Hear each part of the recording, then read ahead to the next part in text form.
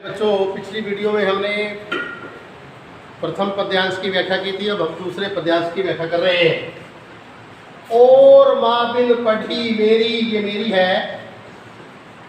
और माँ बिन पढ़ी मेरी, दुख में वह घड़ी मेरी। माँ की जिसकी गोद में सिर, रख लिया तो दुख नहीं फिर। माँ की जिसकी स्नेह धारा, का यहाँ तक भी पसारा। उसे लिखना नहीं आता, जो कि उसका पत्र पाता। कवि कह रहा है, इसमें माँ के बारे में बता रहा है कि जो मेरी माँ है वो बिन पढ़ी है, यानी कि अनपढ़ है। कहता है कि मेरी माँ को पढ़ना लिखना नहीं आता, मेरी माँ अनपढ़ है और मेरे दुख में वह घड़ी हुई है, मेरे दुख में घड़ी हुई है। अर्थात वो पुत्र का वियोग सहन कर रही है, झेल रही है। माँ की जिसकी गोद में सिर, कहता है माँ का वर्णन करते हुए कहता है कि माँ के गोद में सिर रख लिया तो दुख नहीं फिर।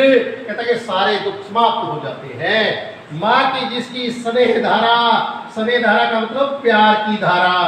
कहता है कि माँ की जो ममता की जो धारा है, प्यार की जो धारा है, यहाँ तक भी पसारा मैंने फैली हुई है। कहता है मेरे यहाँ जेल के अंदर भी माँ की ममता यहाँ फैली हुई है। उसे लिखना नहीं आता, अनपढ़ होने के कारण वो पत्र नहीं लिख पाती, जो कि उसका पत्र पाता। इस कारण में उसके पत्र को नहीं पा। दोबारा देखिए, कवि कह रहा है कि मेरी माँ अनपढ़ है और मेरे दुख में वो गड़ी हुई है। अर्थात वो पुत्र वियोग को झेल रही है। माँ की गोद में जब मैं सिर रख लेता हूँ तो सारे दुख जो है वो दूर हो जाते हैं। माँ की प्रेम की धारा का जेल के अंदर भी पसारा हुआ है, कि फैला।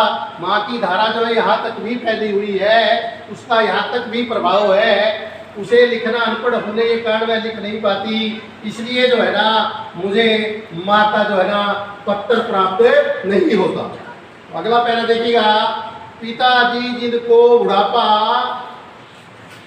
पिताजी जिनको बुढ़ापा एक क्षण भी नहीं व्यापा। जो अभी भी दौड़ जाए, जो अभी भी खिलखिलाए, मौत के आगे न हिचके, शेर के आगे न बिचके। बोल में बादल गरजता, काम में झंझा लहराता। कवि कह रहा है, अब पिताजी के बारे में बता रहा है कि मेरे पिताजी यद्यपि बूढ़ी अवस्था में चले गए हैं, वृद्ध अवस्था में चले गए हैं, परंतु पिताजी का जो बुढ़ापा है ना, वो क्षण एक क्षण भी, यानी थोड़ी सी जरा भी नहीं व्यापा, दिखाई नहीं देता। कहता है मेरे पिताजी यद्यपि वे वृद्ध अवस्था में, बुढ़ापे की अवस्था में चले गए हैं, परंतु पिताजी का बुढ़ापा जो ना बिल्कुल भी दिखाई नहीं देता, व्यापक तो दिखाई नहीं देता। कहता है जो अभी भी दौड़ जाए, कहता है मेरे पिता अब भी जवान युवकों की तरह दौड़ लगाते हैं। जो अभी भी खिलखिलाए, कहता है वो युवकों की तरह खिलखिला करके हंसते हैं। मौत के आगे न हिचके, कहता मेरे पिताजी मौत के आगे भी हिचके का मतलब घबराते नहीं है। शेर के आगे न हिचके, कहता शेर के आगे भी वो भयभीत नहीं होते, डरते नहीं हैं। बोल का मतलब उनकी आवाज में, कहता उनकी आवाज में बादल गरजता, उनकी आवाज के अंदर जो है ना बादल जैसी गर्जना है।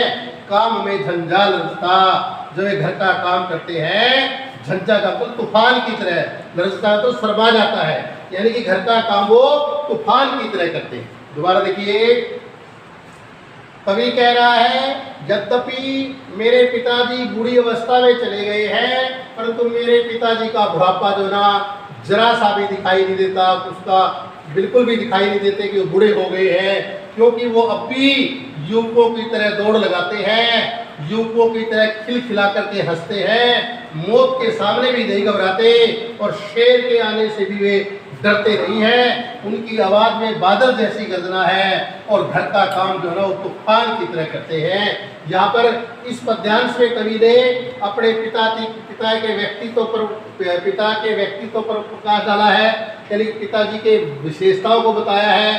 पहले वाले के अंदर माता जी के व्यक्तित्व पर उसने प्रकाश डाला था। साहित्य खड़ी बोली है, कविता समझ सकती है, प्रसाद गुण है, शांत रस है,